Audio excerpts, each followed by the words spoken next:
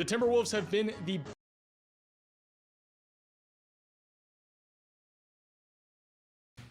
See what this nigga talking about. The Timberwolves have been the best defense in the NBA so far this season, with Rudy Gobert reminding everybody why he's won 3 Defensive Player of the Year awards. With Rudy Gobert on the floor, the Timberwolves are only allowing 105 points per 100 possessions, and they're holding their opponents to an effective field goal percentage of only 49% when he's on the floor. And if you've watched any Timberwolves game this year, it's pretty easy to see why those defensive numbers are so good. The first thing that you think of when you think of Rudy Gobert is probably his interior defense. That's been his calling card throughout his career so far, but this season it's been a little bit different. Rudy Gobert's activity on the defensive end has involved him having to cover a little bit more ground, and interestingly enough, he's showcased significantly more mobility than he has in the past. During their matchup against OKC during the in-season tournament, we got to see Gobert's defensive impact, and it was clearer than ever. OKC is a team tournament he has in the past. During their matchup against OKC during the in-season tournament, we got to see Gobert's defensive impact, and it was clearer than ever. OKC is a team that's pretty hell-bent on driving to the basket as much as they can, so on this possession, Shai is going to get downhill towards the rim, but Rudy's going to slide over to shut down anything in the paint.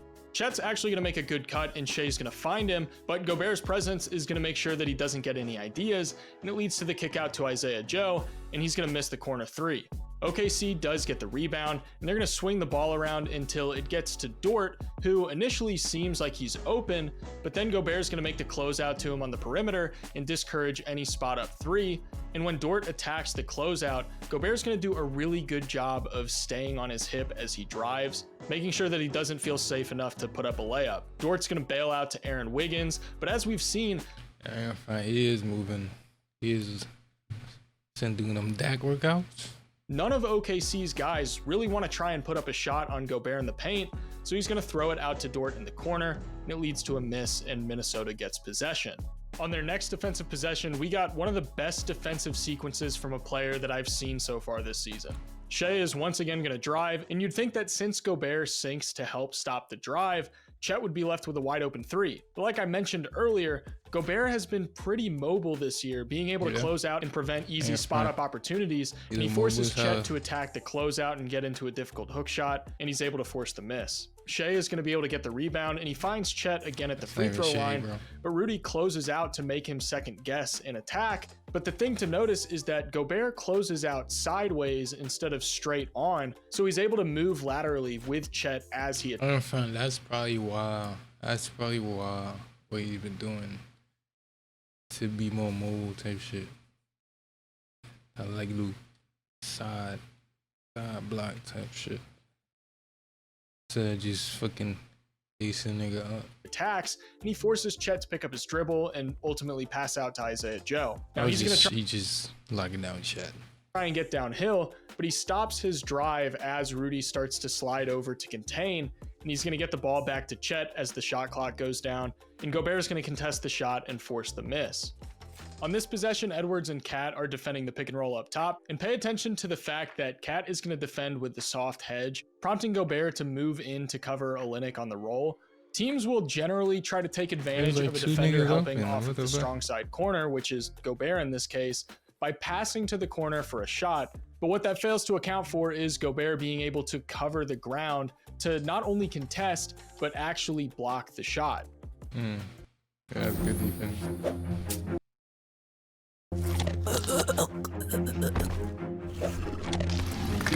Gobert being a little bit more mobile, contest, but actually block the shot, being able to cover the ground to not only contest, but actually block the shot. Gobert being a little bit more mobile allows them to have him defend at the level of the screen, and that's especially useful against players like Steph Curry, forcing the ball out of his hands so that other less capable creators are forced to try and generate offense. When he's forced to switch onto ball handlers in the pick and roll, it's not a guaranteed blow by. Gobert still has a wide frame that can clog up space, which can force his matchups into settling for low percentage looks instead of trying to attack the basket against him. I don't think anyone's going to be making the argument that he's the most versatile center in the league, But this season, we've definitely seen him operate further away from the paint with Yeah, a lot that's more. the matchup. But this 'cause, season, like, we've definitely if you seen go him operate lockdown further away Porzingis, from the 'cause that's, paint like, the with a most, lot more success than in the past. What's interesting is the like, fact that the fucking NBA actually movie tracks big man distance type shit. traveled. So I looked at which centers are covering the most ground on the defensive end, and sure enough, Gobert is covering the third most ground of any center in the NBA. Now, just because you're covering a lot of ground doesn't inherently make you a good defender, but the fact that Gobert is covering as much distance as he is and still extremely impactful on the defensive end of the floor really puts into perspective just how much he's doing.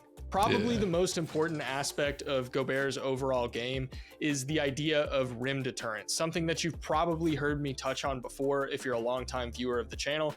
It's this idea that a player is such a dominant defensive presence around the rim that teams will literally avoid taking shots at the rim because of the threat of that player disrupting their shot.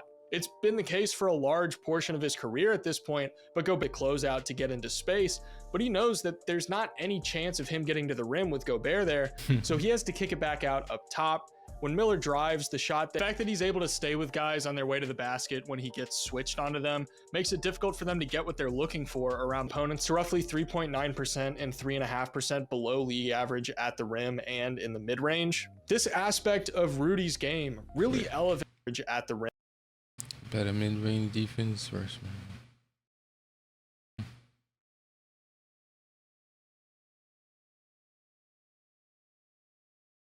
So you want to be like in this category, right? Yeah. This is not all teams, but most of the teams, I'm guessing.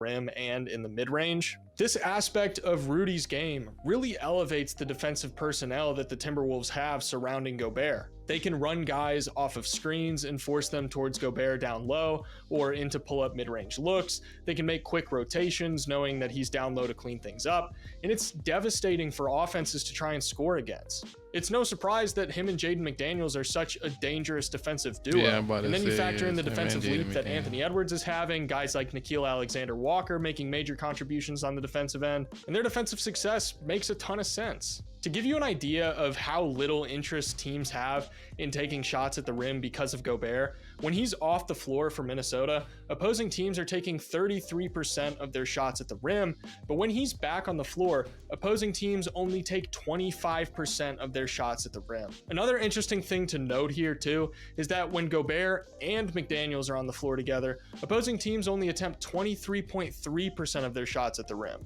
For context, league average shot frequency at the rim is around 33%. That's a massive difference in volume of opponent shots at the rim. But how does this current level of rim deterrence stack up with his previous seasons, particularly the seasons where he's won Defensive Player of the Year?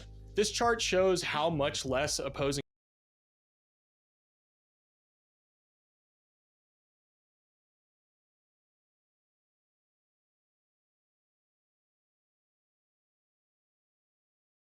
I was about to say,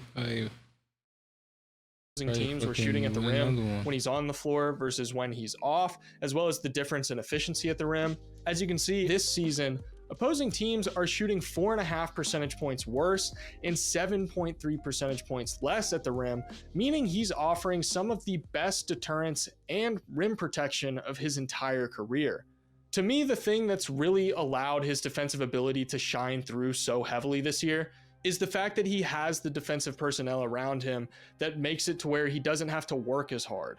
In the past, in Utah, they didn't have the most reliable perimeter defense around him, and he'd end up out of position and forced to carry more of the burden defensively. Now that he's not being forced to be a one-man defense, the results are speaking for themselves. There's still a ton of season left, and I'd argue he has just as good of a case as anybody if the season were to end today. So do you guys think that the Timberwolves defense this year is enough to elevate them into real threats for a title? Be sure to let me know in the comments. If this is your first time visiting the channel, first of all, thank you so much for watching.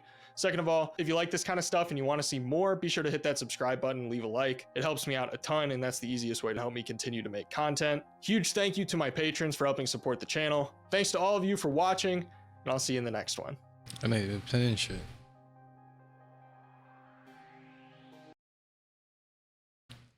That nigga's penning shit, bro.